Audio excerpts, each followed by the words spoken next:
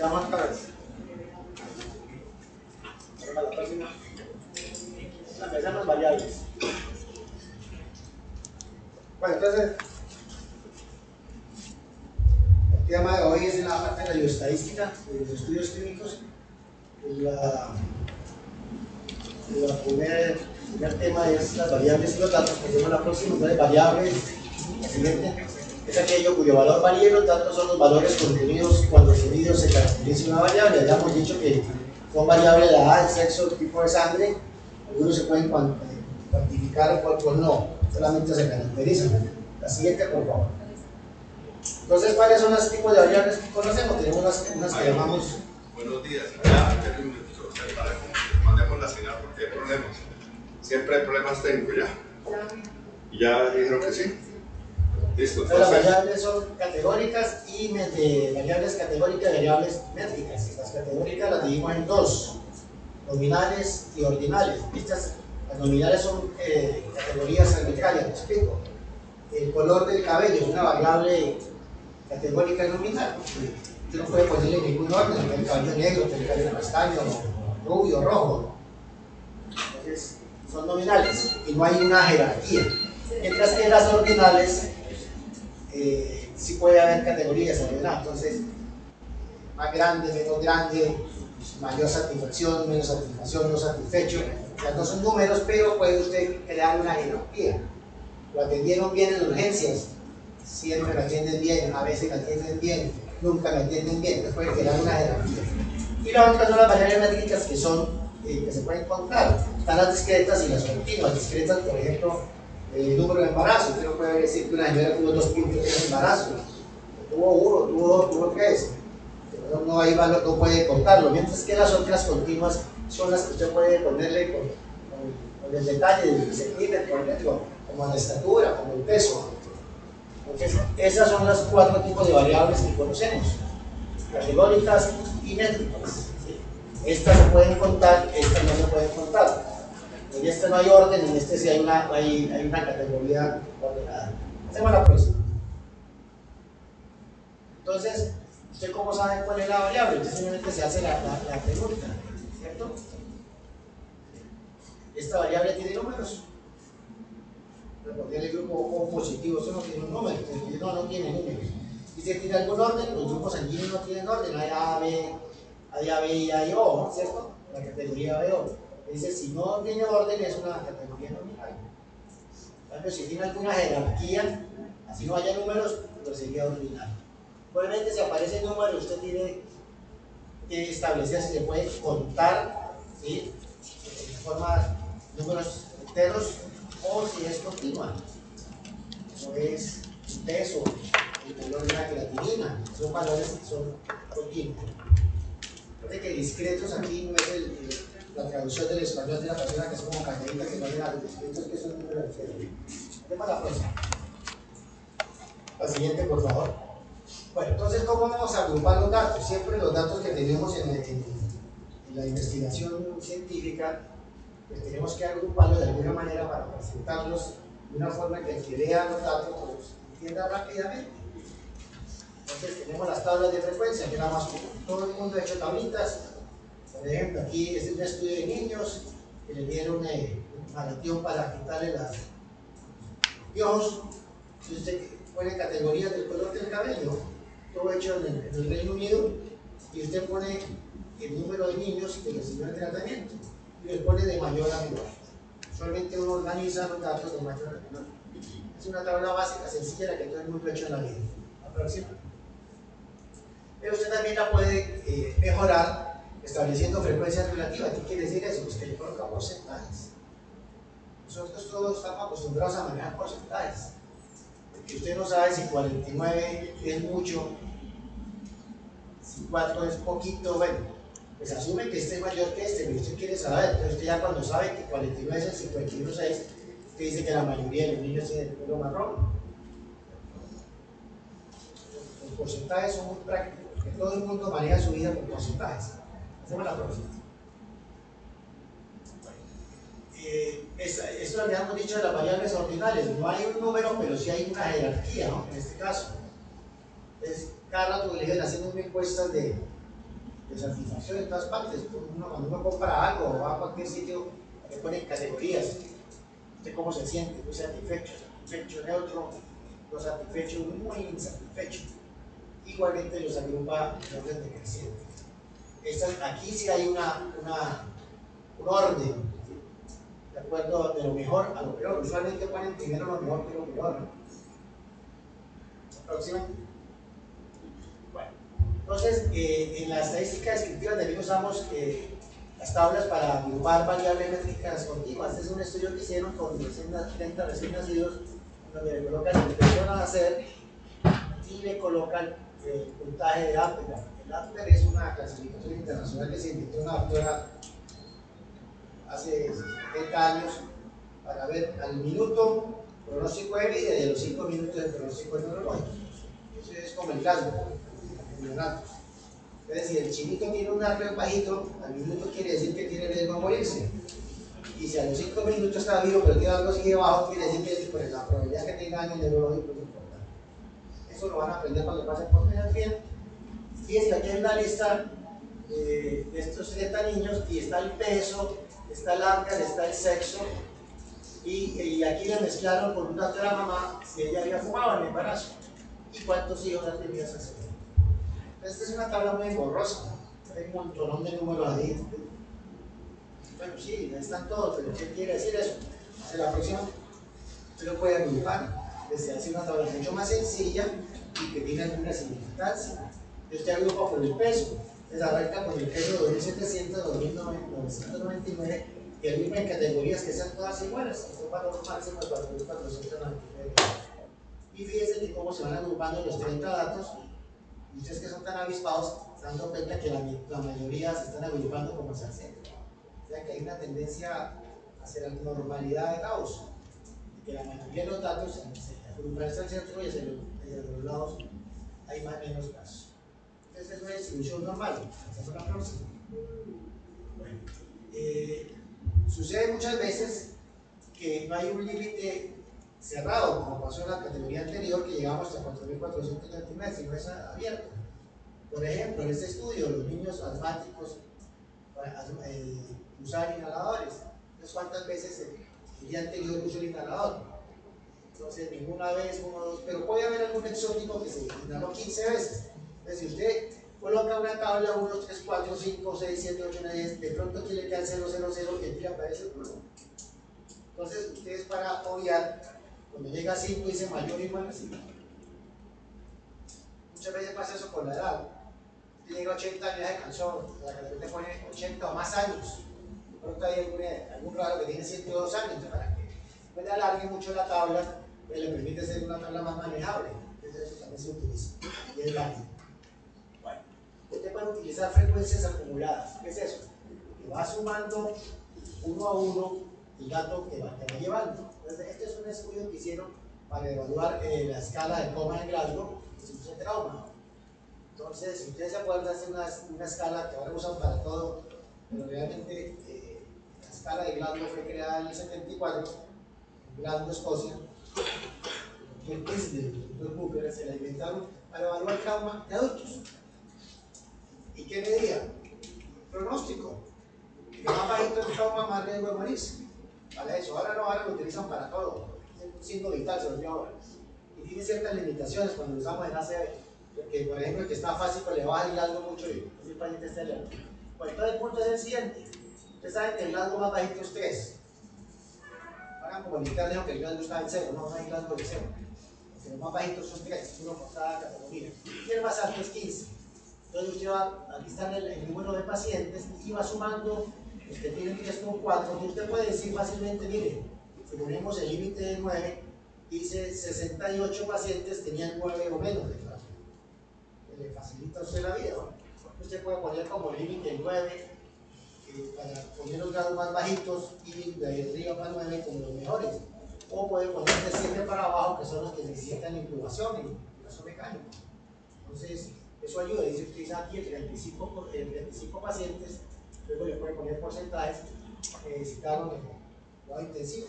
Hacen la próxima. Entonces puede haber tabulaciones cruzadas, por supuesto. Por dentro del cuento de los niños, que la mamá ya ha fumado, entonces lo puede usted, por ejemplo, cruzar con el Alzheimer bajo. ¿Es Alzheimer bajito, sí o no? Y si la mamá fumaba, sí o no. Entonces, lo mismo, los números no son tan buenos como los porcentajes. Usted ve que de entrada ve que las mamás que fumaban tenían los Alzheimer más bajitos los niños, mientras que las que no fumaban tenían los niños los Alzheimer más bajos. Me parece de entrada que fumar es malo, ¿no? Los niños.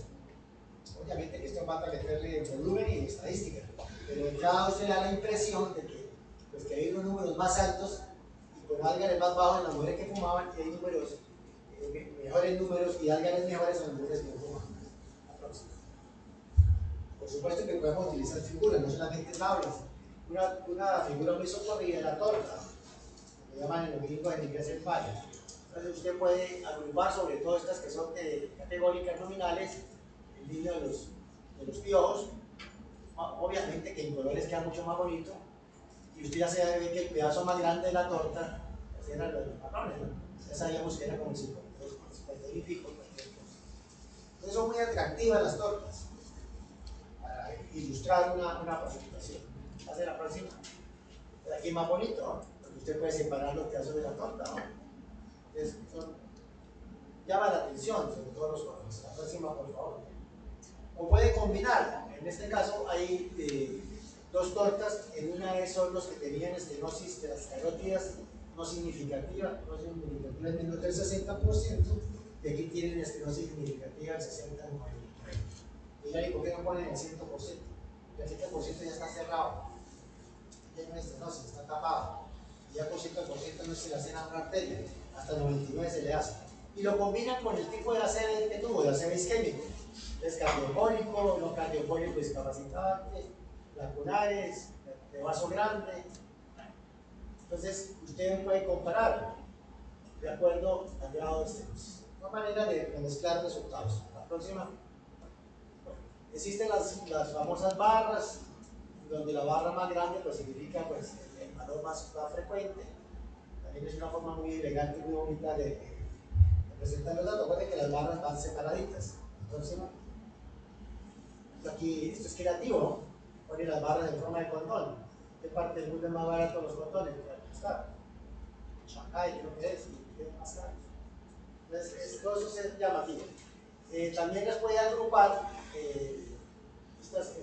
esta barra. En este caso, de los niños de los piojos, por ejemplo, a los rubios los separó por niñas y niños. Igualmente para los demás colores del cabello. Usted ve entre los niños de cada sexo, depende del color del cabello. O lo puede hacer en forma de una barra apilada. En la misma barra pone los colores.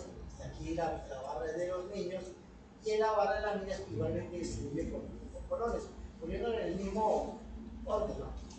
Ve que aquí hay más marrones en los niños que en las niñas y hay más monas que monos, ¿sí? Más o menos los otros están similares. Los pelirrojos son los más raros. Bueno, también puede ser gráficos de barras para variables discretas. Por ejemplo, aquí evaluaron en un estudio en escuelas reportaron niños con piojos. Entonces, un caso, 20 y pico escuelas. Fíjense que ahí en este número no reportaron casos, hubo más casos. Entonces, usted puede ver que lo más frecuente es esto: reporten 1 o 2 o 3 casos. Es muy raro que haya muchísimos casos. ¿Próxima? Y la otra tipo de presentar las barras es los histogramas. Los histogramas de frecuencia son barras que están juntas, porque se continúan los datos. Volviendo a los recién nacidos y su peso, y fíjense que eso tiene una distribución gaussiana, ¿no? La mayoría de los datos están agrupados al centro. Pero los histogramas de frecuencia pues, son muy útiles cuando los datos son continuos. Otro histograma de frecuencia, aquí le midieron el potasio a unos hombres adultos del Reino Unido y vieron que el promedio está alrededor de 4.2 tal vez, y hay una distribución más o menos normal, aunque la curva no está perfectamente en la mitad, está desviada hacia la izquierda, pero más o menos tiene una distribución normal. De todas maneras, la mayoría de los datos se agrupan hacia el centro.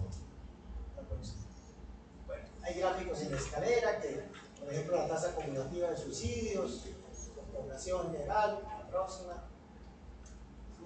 O están las curvas ojivas de frecuencia acumulada. En el caso de los niños, volvemos del peso. Entonces, si ustedes me dicen aquí 50% y yo trazo una línea, comparamos contra el peso, entonces yo le puedo decir a usted que el 50% de los niños pesan 3.600 o menos. Puede sacar porcentaje de acuerdo a los estudios. La próxima. Esta gráfica de serie de datos es muy común, por ejemplo, aquí en el tiempo, por ejemplo en Colombia. La frecuencia del dengue el año pasado en Cúcuta, una ciudad endémica para el dengue. Entonces, bueno, uno va subiendo de acuerdo al mes. Ahorita que está de moda la COVID, esta es una gráfica de los suicidios que hay en Inglaterra y en Gales. Fíjense que son más efectivos los hombres para matarse que las mujeres. Las mujeres hacen más intentos, hacen más mentiritas, pero los hombres cuando lo hacen se matan frecuentemente, muchachos. Cuando un perro dice que se va a matar es más probabilidad que lo logre que cuando dice una niña. Y eso es cierto en otras partes del mundo. Y en China ahora, ya toman un baigonazo, se la doble. Entonces, ¿cuál es la gráfica más apropiada? Porque no para las distintas variables no puedo usar las mismas gráficas. Por ejemplo, estas nominales, la torta y las barras son muy apropiadas. Usted no puede usar histograma porque no hay números, ¿cierto? Las ojivas, pues las ordinales es casi lo mismo, excepto que el coeficiente acumulativo, mientras que las métricas usted puede utilizar los histogramas y las cosas. Entonces usted busca lo que le quede mejor a cada tipo de variable y la agrupa y la presenta en una tabla. Recuerden que cuando muestran tablas o figuras en un texto, en un artículo, no tiene por qué escribir en el texto lo mismo. Usted puede en el texto decir, ver en la figura tal o ver en la tabla tal estos datos. No ser reiterativo. Bueno, los datos normales y ideales no se dan pocas veces en la biología. ¿Sí? Muchas veces son desviados hacia un lado de la distribución o desviados hacia el otro. Entonces, eso pasa en las matemáticas, sí son así, pero en la vida real, la mayoría de las veces tiene una desviación hacia uno u otro lado. Se calcula más o menos que el 80% de las variables biológicas tienen una distribución más o menos normal. Entonces, ¿qué pasa? Hay diferencia en eso, sí se diferencia. La diferencia es que cuando usted tiene una distribución de datos de forma una curva normal, el valor del promedio, de la mediana y de la moda es el mismo, igualitos, porque se van a distribuir datos igual al lado y lado de la línea media, promedio. En cambio, si esto está desviado hacia un lado, el valor de la moda, de la mediana y del promedio son diferentes, a pesar de tener los mismos datos. Igualmente pasa acá, no se superpone. Entonces ustedes van a ver en los artículos que yo les mando que en algunos casos ponen el promedio para la desviación estándar, pero cuando los datos son dispersos, que se van por un lado del otro, hoy en día lo que se utiliza es la mediana. Porque ustedes recuerden que la mediana es el valor que dice que el 50% de los datos están hasta ese valor, ¿cierto? Entonces, si hay un valor muy elevado, por ejemplo, anticuerpos contra cualquier cosa, y la mayoría de la gente está entre 100 y 200, y de pronto hay un valor de 5000, pues si usted lo suma y le saca un promedio, le va a dar un valor que no es el representativo de toda la muestra. En cambio, si usted utiliza la mediana, usted sabe que la mitad de los datos están hasta ese valor. Entonces, en lugar de poner promedio más desviación estándar, ponen mediana más el intervalo intercuartil, que ahora les voy a mostrar qué es eso. Entonces, ojo con eso, que les van a mostrar muchas veces mediano. Esa es la tendencia en la mayoría de los estudios, para evitar la dispersión de los datos extremos. Próximo. Mire la forma de las curvas. Esta curva la llaman kurtosis, se lo ve por un lado. Cuando está la mesocúrtica, que es la ideal, la leptocúrtica y la plaquicúrtica, está más plachetica. Eso indica que la desviación estándar de los datos aquí es diferente, porque ahí la dispersión de los datos aumenta. Entonces, aunque puede ser el mismo promedio, la desviación estándar es mayor en la medida en que más se aplane la distribución. Resulta que la distribución de algunas variables es bimodal o polimodal. Entonces, este es un ejemplo clásico. La circulación de la sinucida por el hígado tiene una curva nodal. Hay un grupo de gente que es rápido y una curva de gente que es lenta. Por ejemplo, la frecuencia de la miastenia gravis. Hay un grupo que es más común en mujeres jóvenes y en hombres viejos. Entonces son una distribución bimodal. Porque la mayoría de las cosas se presentan solamente preferentemente en un grupo, puede haber distribución. Pero ojo con eso. Por lo tanto, no siempre se agrupan como uno piensa de acuerdo a la distribución de Gauss. Estoy viendo las formas de curvas que hay: simétrica, sesgada a la derecha, sesgada a la izquierda, forma de J, forma de J invertida, en forma de U, bimodal, multimodal. Por ejemplo, curvas de esta de J, el peso y mortalidad. Si usted tiene este peso, si da un índice de masa corporal, está entre 20 y 25, usted estaría acá, estaría más baja. Pero en la medida que aumente el índice de masa corporal, aumenta la mortalidad. Pero si usted tiene un índice de masa corporal por debajo de 18,5, aumenta también la mortalidad. Ese capo también es malo. Eso se con mortalidad. Esos que tienen un índice de masa corporal de 16, 17, tienen más riesgo de morirse que los que tienen un índice de masa corporal de 22. Entonces, esas son las otras, pueden ser un poquito aplanaditas acá. Y estas son tablas como, por ejemplo, el colesterol y el riesgo cardiovascular. Parten del valor más bajito y en la medida que aumenta el valor, se sigue subiendo. Esto es lo que habíamos dicho de enfermedades bimodales y otras que son multimodales. Bueno. Ustedes quieren resumir números, pues hay valores que lo resumen, entonces los más claves y que lo van a repetir de aquí hasta que se jubilen es prevalencia e incidencia, prevalencia del número de casos en alguna población en un momento dado. Normalmente la prevalencia es como una foto.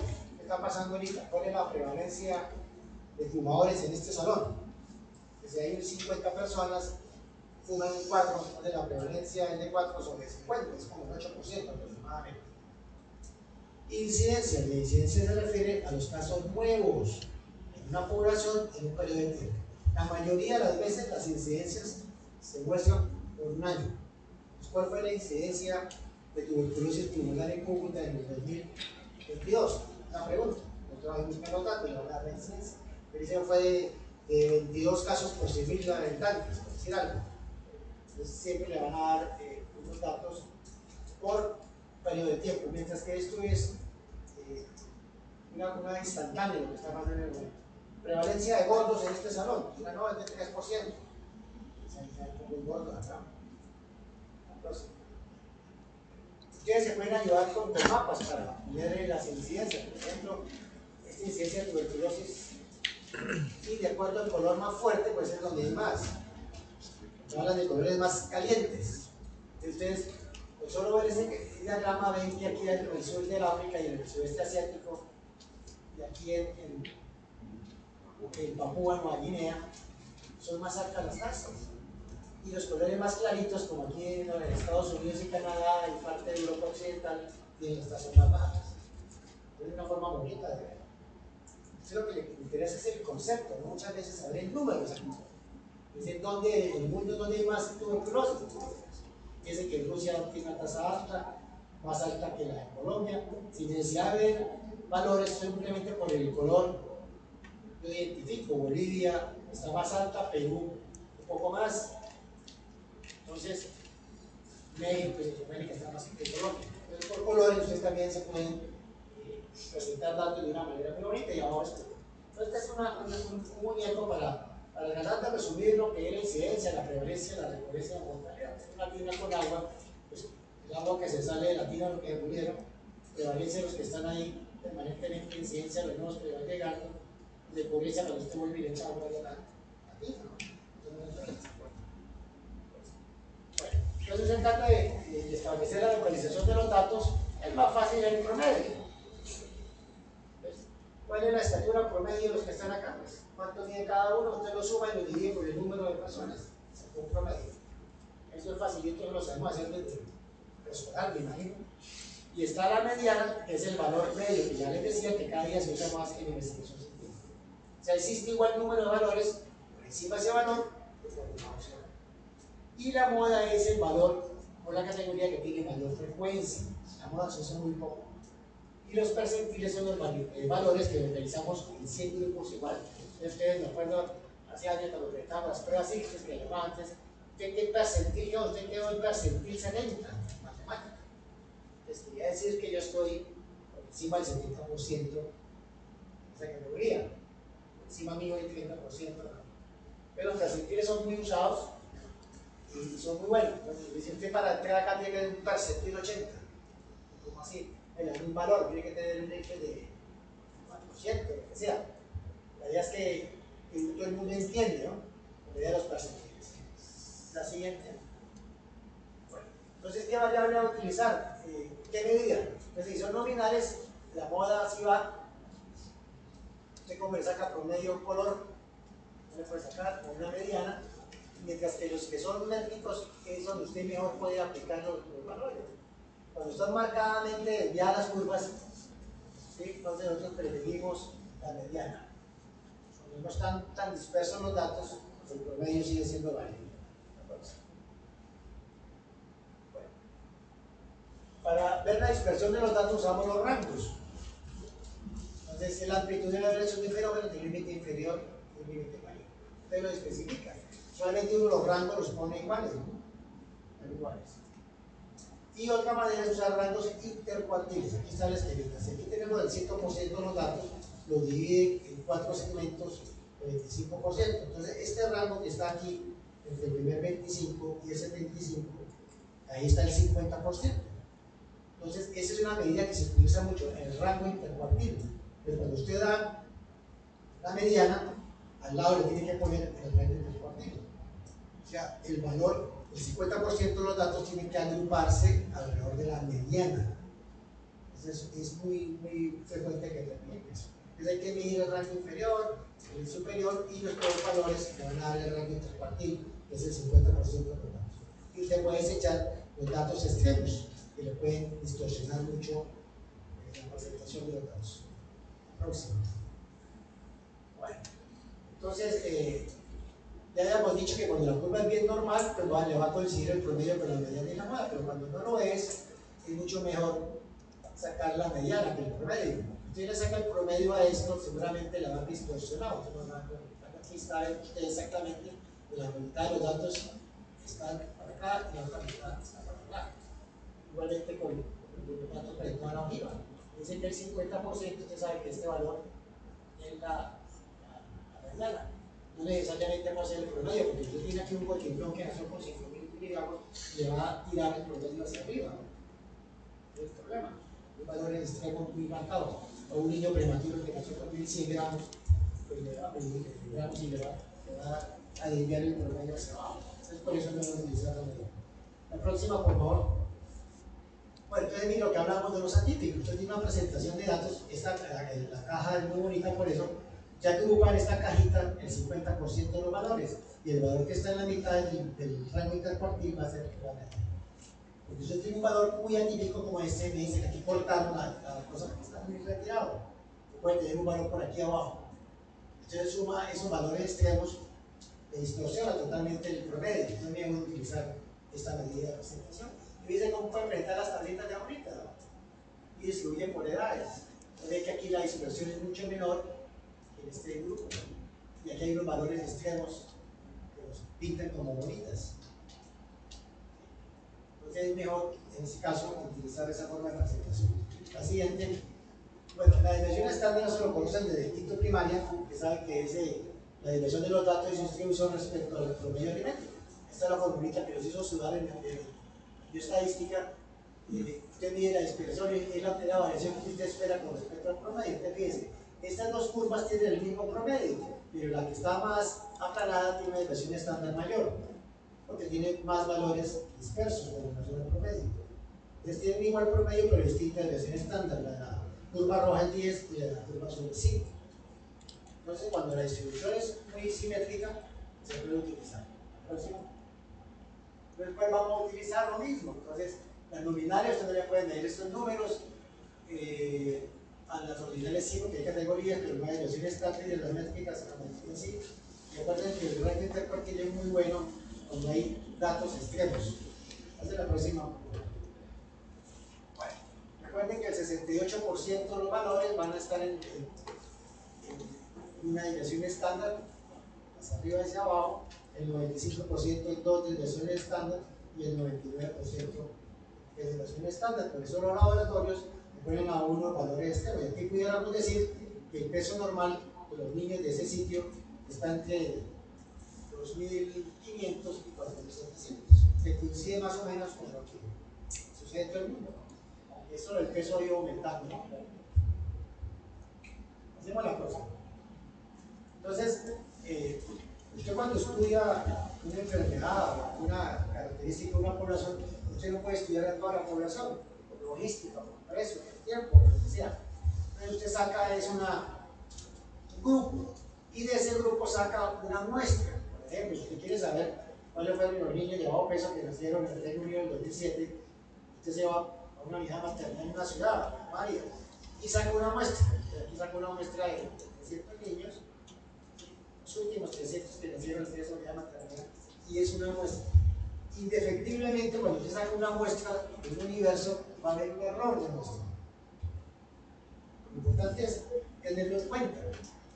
Yo no puedo decir que estos 300 son perfectamente la esencia de toda la población, la van a representar, pero es una muestra aceptable. Entonces, nos toca así porque no podemos estudiar mucho, o sea, no incluir a toda la población en un país tan grande, con tanta gente. El niño tiene que 68 millones de habitantes. Entonces, usted utiliza muestras. Siempre en las muestras va a haber error de muestreo y eso hay que tenerlo en mente. Eso es manera de medirlo, hace la próxima. Entonces, los estudios que vamos a tener en mente son de este tipo, son de tipos que usted los puede clasificar de varias formas. Una forma son observacionales experimentales. Como su nombre lo dice, en esto usted solamente va a observar lo que pasó. Usted no interviene. Mientras que los experimentales usted va a intervenir. Algo va a hacer usted. O le va a dar un medicamento, ¿sí? Le va a hacer una prueba, la va a comparar con otra, lo que fuese. Y los por relación al tiempo pueden ser prospectivos que van hacia adelante o pueden ser prospectivos que vamos a revisar lo que pasó antes.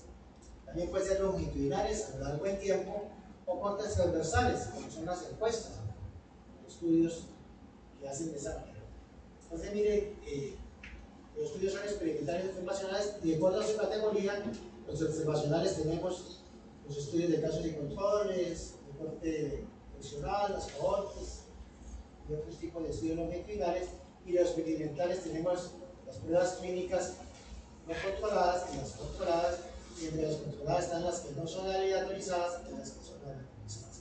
Por supuesto es que las que tienen más valor científico son las pruebas experimentales, controladas y aleatorizadas. Y las revistas más importantes pues tratan de publicar estos artículos. Próxima.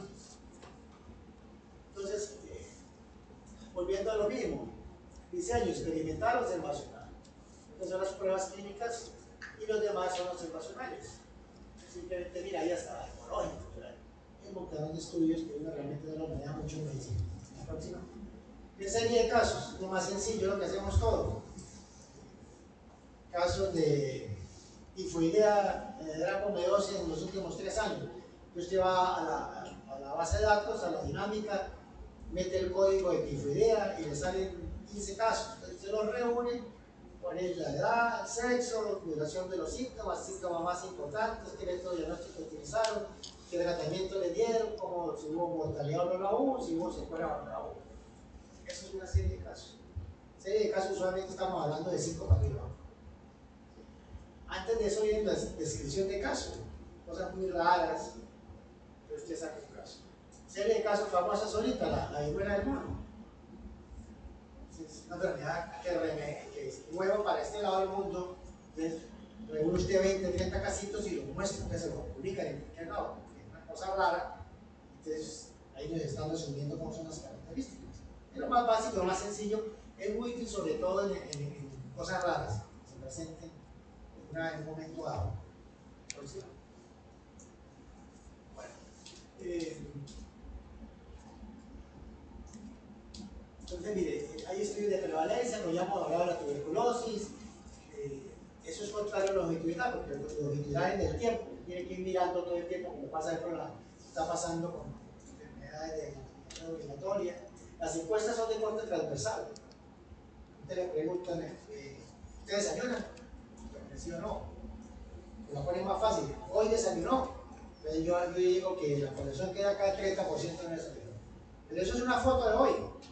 Yo no puedo decir que usted usualmente no desayuna o sí desayuna. Es como una imagen instantánea y le da una idea de lo que pasa. Pasa a la próxima. Entonces venimos con los casos de control. Este es un estudio observacional retrospectivo, porque usted ya empieza desde los enfermos y usted se va para atrás. Usted está parado aquí, por ejemplo, niños con meningitis tuberculosa, y tiene que buscar unos controles, ahí donde está el quiz del asunto. ¿Qué control le voy a poner? Yo no voy a ponerle niños de la misma edad, distribuidos por el mismo sexo, y que estén hospitalizados en el servicio de pediatría por neumonía. Eso van a ser mis controles. Antiguamente eran uno por uno, ahora la idea es ponerle varios controles por cada caso. Usualmente utilizan un caso y 3 controles. Y usted mira para atrás, usted pregunta, en la meningitis tuberculosa, ¿el niño fue vacunado con la BCG en una cena? Pero ahí el problema cuando mira para atrás es que depende del recuerdo de la gente.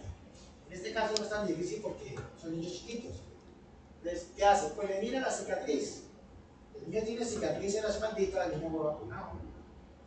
La mamá puede botar el carnero, el niño no tiene mamá.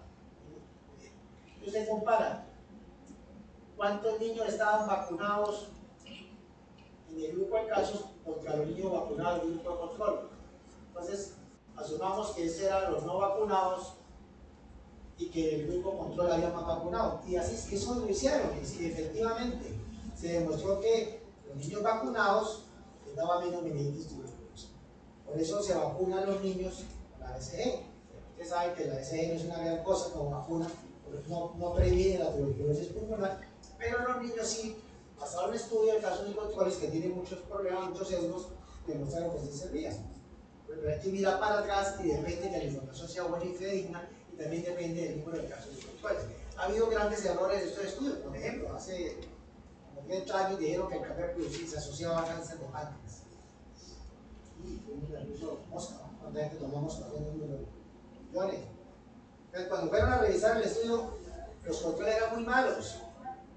Entonces, el estudio no era válido y repitieron los estudios y se demostró que no existe asociación entre café y cáncer de páncreas. Eso ya fue demostrado que no existe, porque son estudios de casos de control. ¿Por qué hay que hacerlos? Porque usted como para hacer, por ejemplo, la eficacia de la BCG para prevenir meningitis y tuberculosis en niños, para hacer el estudio prospectivo tiene mucha plata. Usted tiene que coger 1000 niños ahorita y seguirlos en el tiempo.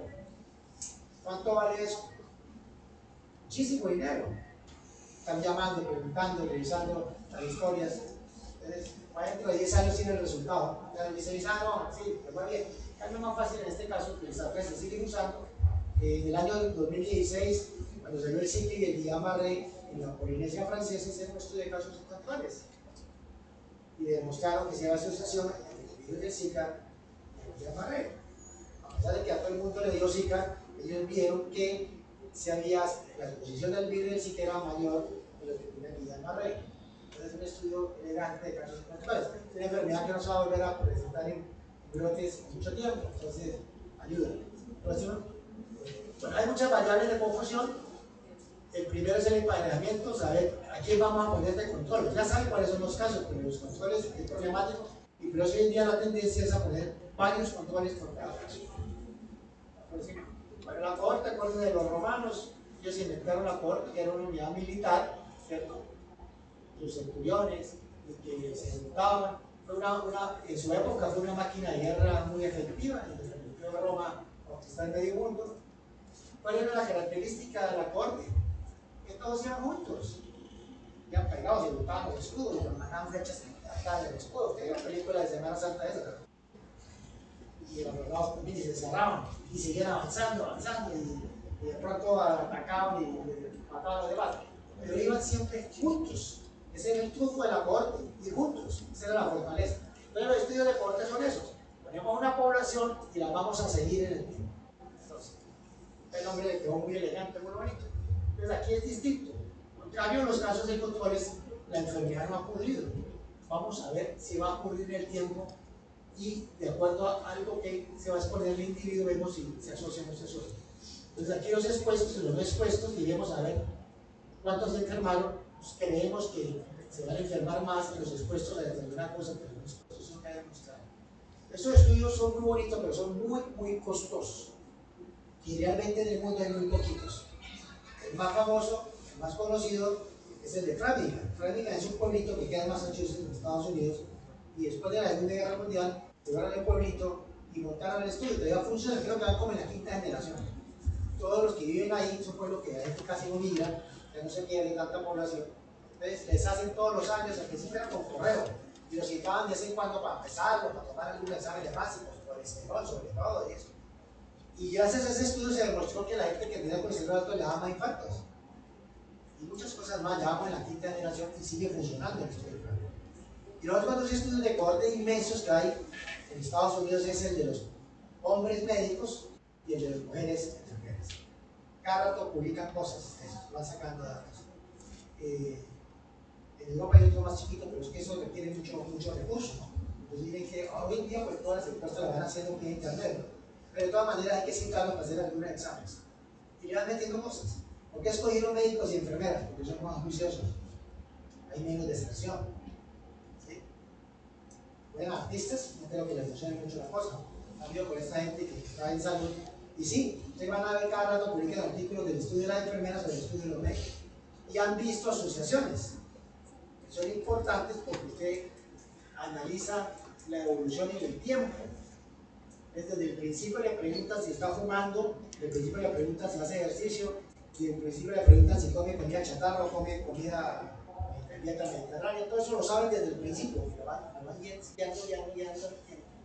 Por ejemplo, los fumadores que dejan de fumar. Todo eso lo van analizando y van periódicamente publicando.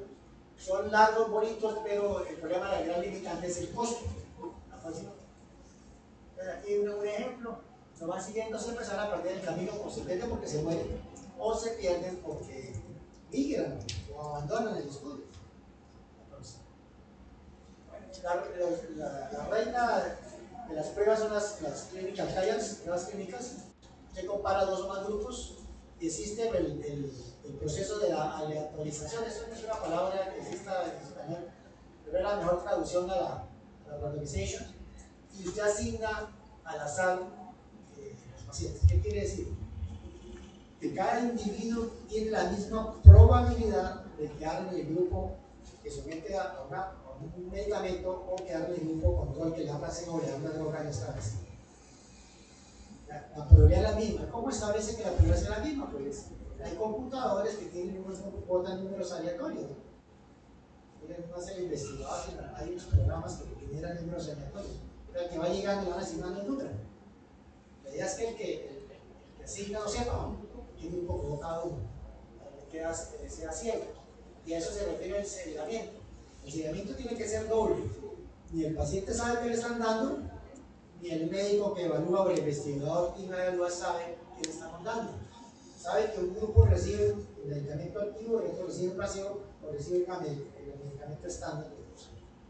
¿Y por qué lo cegamos? ¿Por qué no lo hacemos abierto? Porque cuando usted, ya se sabe por psicología, que cuando uno le da una cosa que dice que le va a hacer provecho, le hace provecho, al principio. El efecto placebo, usted lo sabe. Farmacoterapia, eso funciona. Entonces usted no sabe, se pierde el efecto placebo. Y por parte de los investigadores, porque todo el mundo tiende a ganar, a nadie le gusta perder, ¿no? Entonces, y si ustedes están pagando por el estudio, pues usted está más interesado en que eso funcione. Entonces, usted no sabe en qué grupo quedó cada uno, entonces pierde esa tendencia a que sus pacientes que tratan con su medicamento les vayan mejor. Entonces, eso hasta ahora es el estándar de oro para hacer estudios. Hay gente que dice que eso está muy caro, que eso es muy complicado, pero no es la mejor manera, no es perfecta, pero es la mejor manera para demostrar que un medicamento sirve o para demostrar que una prueba es buena. Entonces, y ustedes pueden hacer cruzadas para hacer aún más complicadas. Y siempre tienen que ser con intención de tratar. ¿Qué quiere decir eso? Que cuando usted utiliza medicamentos no puede suceder que se le retire mucha gente por efectos colaterales. Entonces dicen, usted me va a analizar los datos completos, incluyendo de los que se salieron. Cuando usted me saca los que salieron, me está dando una muestra ya sesgada. Entonces, con intención de tratar, eso uno tiene que leerlo, ahí donde pones, con intención de tratar, no con los que quedaron, los que quedaron mejor, que seguramente le va a ir bien. Próxima. Y cruzados este, por ejemplo, el grupo 1 le da un tratamiento X y el otro esto, después de un tiempo los dejan descansar de ambos medicamentos y les cambian medicamentos. Estos son muy bonitos, ideales. Por ejemplo, en migraña los usan. O sea que la migraña el dolor lo puede lograr cualquier cosa, ¿no? Es una preocupación muy grande. Entonces a un grupo le da dipirona, al otro le da sumatriptán, por decir algo. Durante un tiempo. No, le da un profiláctico, patroico y copiamato. En cada uno de meses les quita los dos y se los cambia y analiza los resultados. Son estudios muy interesantes. Bueno, entonces, ¿cuál es la pirámide de la evidencia clínica? ¿Cuáles son los mejores? Entonces, arrancamos con la in vitro, estudios animales, la opinión, el doctor Lizarazo dijo, mira, ahí donde estoy yo abajo, los casitos, la serie de casos y controles, cohortes, las pruebas clínicas. Y lo último, lo mejor, es cuando usted coge varias pruebas clínicas y los somete a un metaanálisis después de una revisión sistemática. Esto ya es el full. Son varias pruebas clínicas y analizadas con una metodología que ustedes van a conocer en el caso de como este. Es lo que fulanito dijo. Respetable la opinión, pero no es una evidencia científica buena, son opiniones. Por eso cuando decimos guías clínicas basadas en la evidencia, estamos tratando que el conocimiento sea adquirido de pruebas clínicas o idealmente de análisis. No, que esta es una guía clínica basada en consenso. Se pusieron de acuerdo 10 señores y señoras y dijeron que esto era lo mejor. Es muy poderosa, ¿no? O sea, no es muy científica. La evidencia es regulinis. Ustedes siempre lean eso. ¿Cuál es la calidad de la evidencia? Eso le pone letras, también números. Si es basada en pruebas clínicas, si es basada en opiniones de expertos, si es basada en casos, estudio abierto, todo es importante saber. La próxima, por favor. Bueno, entonces cuando ustedes hacen metaanálisis, dijimos que es lo mejor. Se hace una revisión sistemática, que existe una metodología para hacerla, ver toda la literatura que hay de determinado tratamiento, y usted trata de juntar los números y analizarlos y de ahí sacar una conclusión. Entonces siempre existe el problema de los sesgos. Uno de los problemas de los sesgos es que no se publica siempre todo. Las revistas tienden a publicar los resultados buenos. Por supuesto, a nadie le gusta publicar resultados malos. Que le dimos cualquier cosa y no funcionó. Seguramente no lo van a publicar. La tendencia a publicar lo que funciona.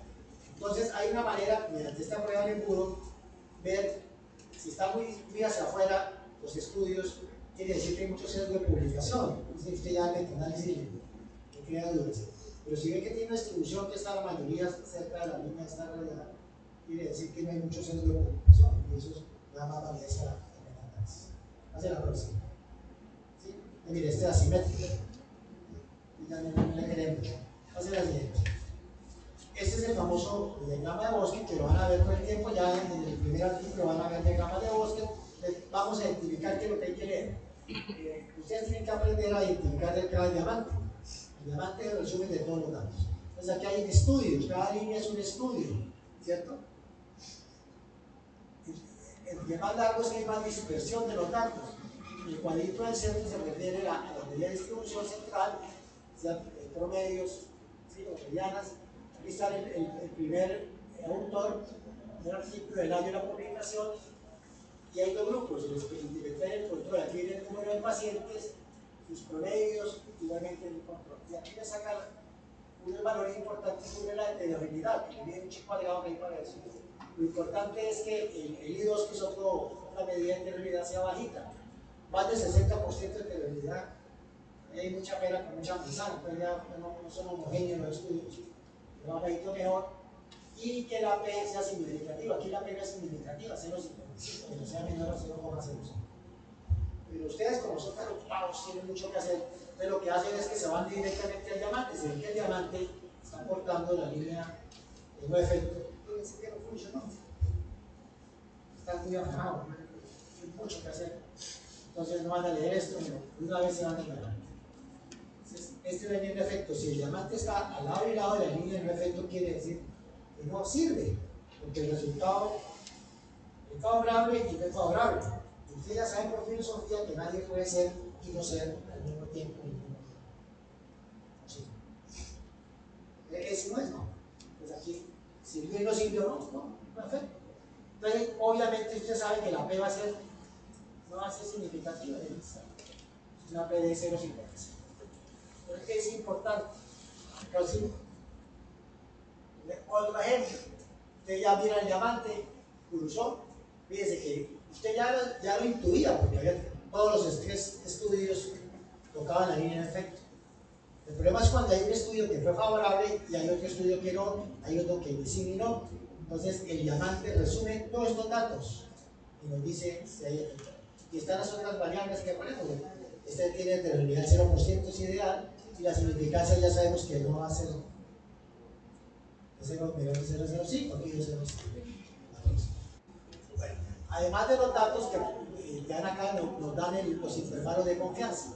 Entonces, si usted, por ejemplo, aquí usted no sabe si le pegó o no le pegó, ¿cierto? Está con una lupa, ¿no? Entonces, usted mire los intervalos de confianza. Entonces, si los intervalos de confianza tienen el mismo signo, o sea, si son negativos los dos, quiere decir que sí, es efectivo, porque si hubiera menos 1,61 fuera más 0,05, sí estaría tocando, aquí no está tocando. Entonces, aquí sí hubo un efecto. Fíjense que había dos trabajos que no demostraban efecto y uno que sí demostraba. Pero el valor de este fue tan importante que arrastró a los otros dos y el resultado neto fue que sí, ese efecto. Usted de pronto leyó este artículo, el otro doctor se leyó este artículo y están peleando, que no sirve este, que sí sirve, entonces hacer el metaanálisis sí sirve.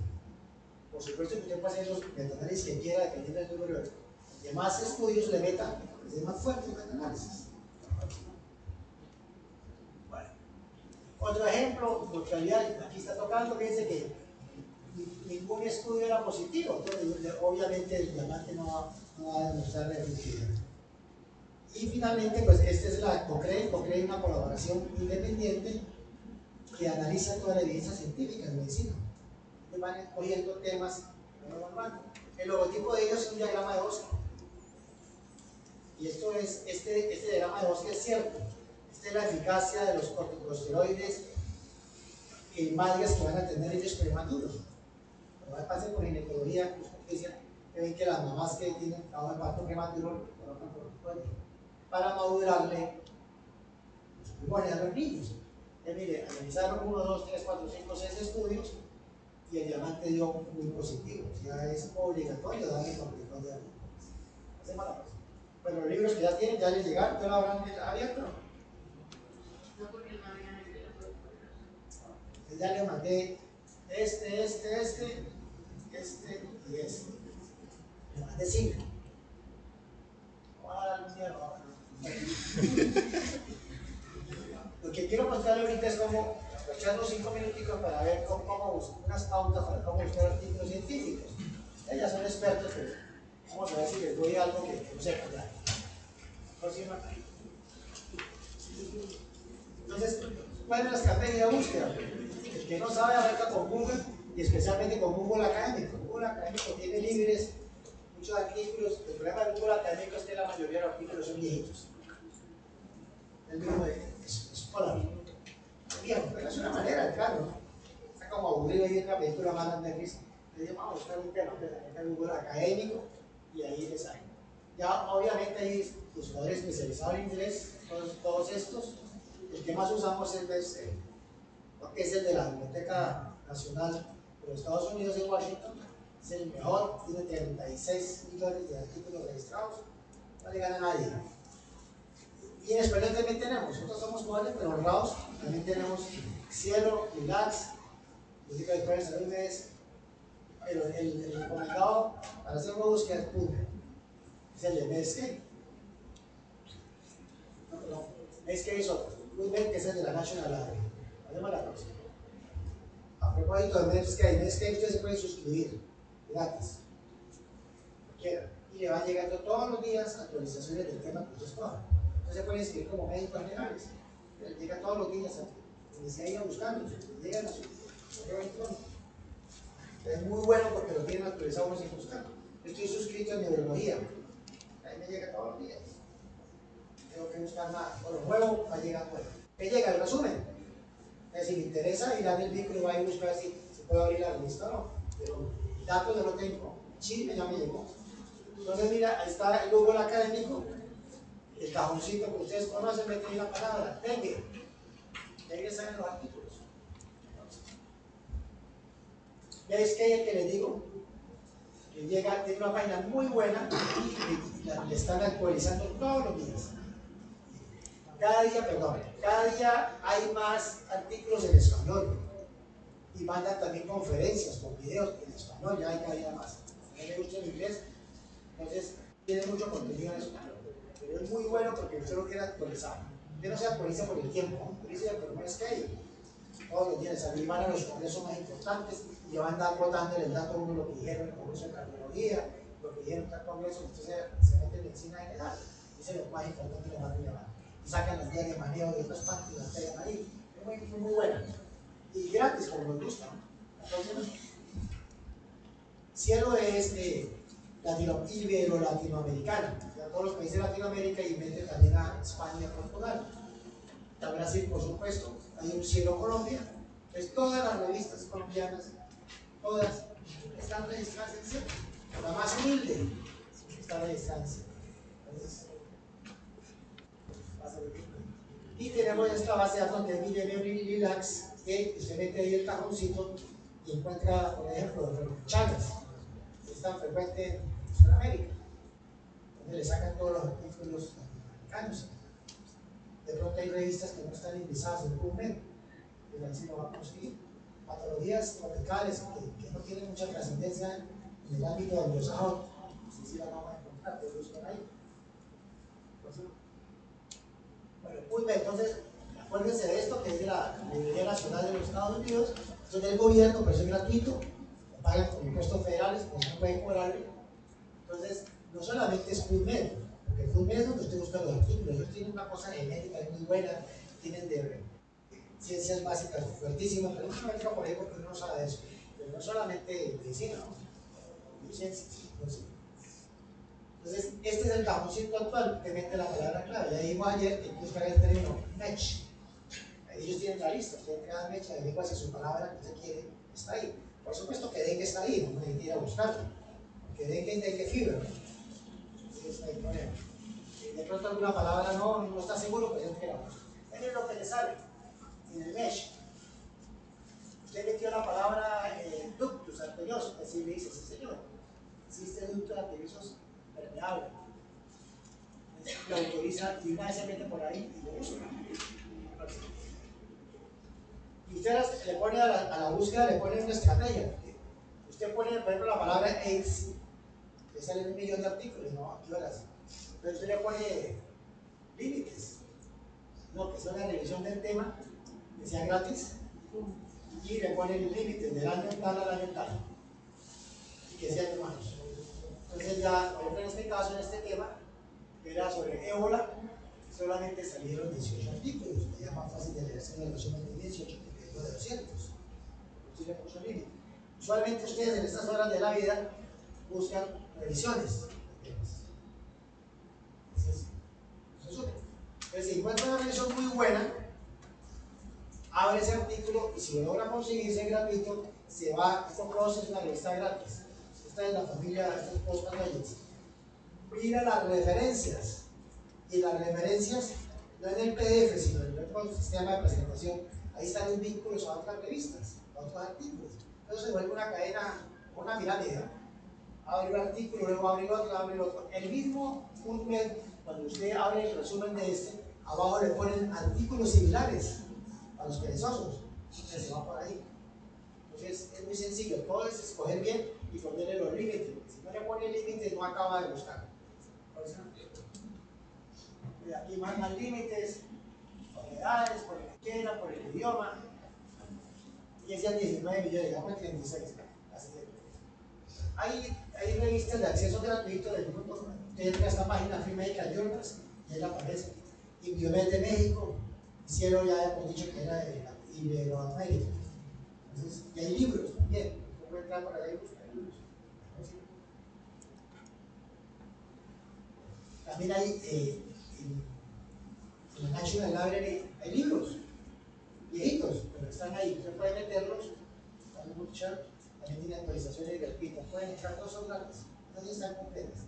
Lo que pasa es que no están en PDF, usted no lo va a puede leer, copiarlo en Word, pero bajarlo no lo da, excepto algunos que sí son. Recuerden que nosotros estamos en salud pública todos, tenemos que saber cosas de interés general de salud, entonces tenemos la página de la OPS y la página de los Mundial de la Salud. Ahí también hay guías. Les recomiendo también la página del CDC de Atlanta, que es el Centro de Enfermedades Comunicables. Porque toda enfermedad infecciosa del mundo mandan muestras para Atlanta. Allá identifican, estudian muy bien todo, como la referencia para todo lo nuestro. Busquen allá. Entonces, ellos tienen una revista que se llama American Infectious Diseases. Y es un boletín que sale todas las semanas, gratis. Eso es pagado con dinero de los contribuyentes, no me cobran. Cuando usted va a Washington, a los museos federales, no te cobran entrada. Bueno, Amadeo Challenge, otro sitio electrónico de interés, Infodoctores también para los familiares, pacientes. Inali es una editorial que tiene también sus portales, estos portales que se pueden ver. No se le olvide la OPS, ellos tienen la página en inglés, en español, en portugués. No hay problema. La Organización Mundial de la Salud también tiene página en todos los idiomas aceptados, son pocos sitios. Y en última, la pirata, la doctora Baquian, que no puede salir de allá de Rusia. Ella tiene de una república de Uzbekistán, de Asia Central. Sí, Asia Central. Ella no puede salir de allá porque la ponen presa. Ella está ponderada por pirata. Entonces ella dice que eso es piratería porque uno le roba a los ricos, que ella no está robando a los investigadores, sino que está robando a las revistas. Son grandes pulpos, multimillonarios. Eso es cierto, a los autores no le dan ni un dólar, toda la plata la cogen ellos. Entonces dice que éticamente no se siente muy cómoda, que eso no tiene problema. Entonces usted trae Sayun, el servidor de Sayun no sabe dónde está, que lo vienen buscando, ya viene. Decían que en Siberia, ¿no? Pero todo lo vienen cambiando, porque están a la finca en cogerlo para bloquearlo, ¿no? Entonces cada vez que lo bloquean, cambian de sitio. Y para pirata, porque ruso, ¿no? Ella estudió en Rusia. Entonces tienen unos amigos que le digo, ¿cómo funciona ese YouTube? ¿Por qué tiene tanto artículo? Simplemente que tienen una membresía en una revista, baja el artículo y les manda una copia de ellos. No me acuerdo. Ellos van llenando sus archivos. Ya tiene como 10 millones de artículos. Entonces comparte, alguien que sí paga la membresía le paga y manda el artículo.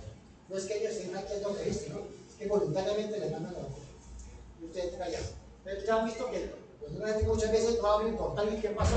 Es que se están reacomodando y entonces luego le aparece otro vínculo, le van cambiando la letra, pero ahí sigue, eso sobrevive la autora. Darwin dijo que era una de las mujeres más influyentes del mundo hace como 10 años. Miren todo lo que tienen ellos en el 18. Del Lancet tienen el 96%, 98% de artículos, de Nature también. Del BMJ tiene muy pocos artículos, afortunadamente el BMJ tiene muchos artículos grandes. Y así por el estilo, si algunas publicaciones tienen muy poco, de otras tienen mucho. Entonces, Plus no van a atender porque Plus es gratis. Plus es una familia de revistas liderada por la Fundación Linda Gates, el cachón de Microsoft. Entonces, esas revistas electrónicas dio la plata para que fuera gratis. No hay en papeles, puro en electrónico. Entonces, que cualquiera van a tener allá. Ahí la va a buscar por ahí. Mete el clic y una vez para la revista. En cambio, Lancet sí está grande. Nation ni se diga. Entonces, la van a pirar. Entonces, yo ya soy experto, lo más importante es cuando haga la búsqueda es que le pongan límites. Que si abren un artículo bueno, pues se ponen las referencias abajo. Miren a ver, garantía de la búsqueda. No se ponga tampoco a bajar tanto. Es que lo más reciente, las revisiones que vean que están más completas, que estén mejor ilustradas, mejores tablas. Por eso hacen una buena. Hoy en día es muy fácil. Muy poquitos artículos no consigue hoy en día uno. La mayoría de los artículos se pueden conseguir. Y el último recurso que yo tengo es que cuando yo no encuentro el artículo que escribo nota, yo siempre ponen ahí el correo electrónico. Se lo mandan a uno. Recuerden que Lego existe en todo el universo. Uno le manda un artículo. Estimado doctor o doctora, y fácil, ¿no? Pues el artículo de internet, al otro día lo tiene ahí en el computador. Porque nadie se inmune a la lamponería. Nadie se inmune al elogio. Yo lo he hecho, cuando no lo encuentro desesperado, y después en el correo electrónico, me encantaría. Entonces los autores tienen derecho a mandar, no la forma oficial de la revista de pagos, sino el borrador que la